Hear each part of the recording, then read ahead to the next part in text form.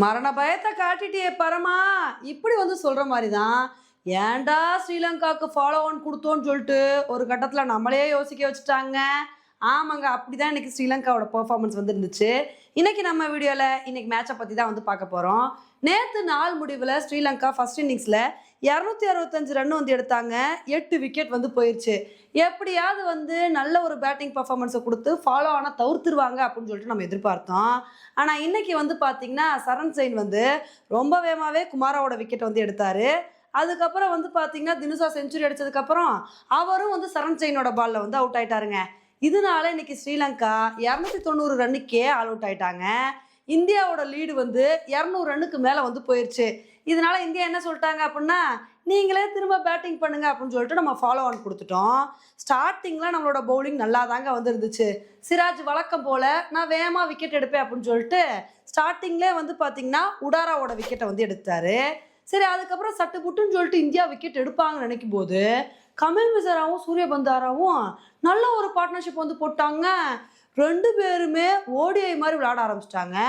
என்னப்பா இந்த partnership continue ஆயிருமோ அப்படின்னு நினைக்கும் போது அப்போதான் ஜடேஜா விடுவேனா நான் கமல் மிசராவை தூக்குறேன் அப்படின்னு சொல்லிட்டு கமல் மிசராவோட விக்கெட்டை எடுத்தாரு. சரி, இந்த பார்ட்னர்ஷிப்பை ஓரளவுக்கு முடிவு கொண்டு வந்தாச்சு. இனி அடுத்தடுத்து விக்கெட் விழுந்துரும் நினைக்கும் போது அப்போதாங்க நம்ம இந்தியாவுக்கு எவனா சூரிய பந்தாராவும் கமிண்டு மெண்டிஸும் வேற லெவல் பார்ட்னர்ஷிப்பை போட்டு சும்மா நங்கூர மாதிரி நின்றுட்டாங்க. நாங்கள் விக்கெட்டை விட்டு கொடுக்கவும் மாட்டோம், அதே மாதிரி நாங்கள் டெஸ்ட் மேட்சையே ஓடிஐ மாதிரி விளையாடுவோம்னு சொல்லி 2 பேருமே அதிரடியாக விளையாட ஆரம்பிச்சிட்டாங்க. இதனால இவங்களோட பார்ட்னர்ஷிப்லேயே ஒரு கட்டத்தில் ஸ்கோர் 170 ரன்னுக்கு மேலே போயிடுச்சு. 2 பேருமே பார்த்தீங்கன்னா சூப்பரான இன்னிங்ஸை கொடுத்து அசத்திட்டாங்க. ஹாஃப் செஞ்சுரி அடித்து பட்டையை கிளப்பிட்டாங்க. என்னப்பா இந்த பார்ட்னர்ஷிப் இப்படியே கண்டினியூ ஆகுதே, இப்படியே கண்டினியூ ஆச்சு அப்படின்னா நம்ம இந்தியா தோக்க கூட வாய்ப்பு இருக்கு போலே அப்படின்னு தான் நம்ம பயந்துட்டு இருந்தோம். ஃபாலோ ஆன் கொடுத்து பெரிய தப்பு பண்ணிட்டோமோ அப்படின்னு யோசிச்சுக்கிட்டு இருக்கும்போது அப்போதாங்க பிரசித் கிருஷ்ணா வந்தார். எதுக்கு கவலைப்படுறீங்க, நான் இருக்கேன் விக்கெட் எடுக்க அப்படின்னு சொல்லி ஹாஃப் செஞ்சுரி அடித்து நல்லா விளாண்டுட்டு இருந்த கமிடி மெண்டிஸோட விக்கெட்டை எடுத்தாரு. ஆனால் என்னதான் அந்த விக்கெட்டை பிரசித் கிருஷ்ணா எடுத்திருந்தாலும் இந்த ஒரு கிரெடிட் சுப்மன் கில்லுக்கு தாங்க போகும். ஏன்னா ஒரு சூப்பரான கேட்சை பிடிச்சி அசத்திட்டாரு. அதனால தான் கமிடி மெண்டிஸை தூக்க முடிஞ்சுச்சு. சரி, அதுக்கப்புறம் சூரிய பந்தாரா நல்லா விளையாண்டுட்டு இருந்தாரு. அவர் கூட தனஜயா டி செல்வா ஒரு சூப்பரான சப்போர்ட்டை கொடுப்பார்னு நினைக்கும் போது அதே ஆளு அதே அடி அப்படின்னு சொல்ற மாதிரி போன இன்னிங்ஸ்ல மானவ் சுதாரோட பால் அவுட் ஆன மாதிரி இந்த இன்னிங்ஸ்லயும் மானவ் சுதாரோட பால்ல அவுட் ஆயிட்டாருங்க.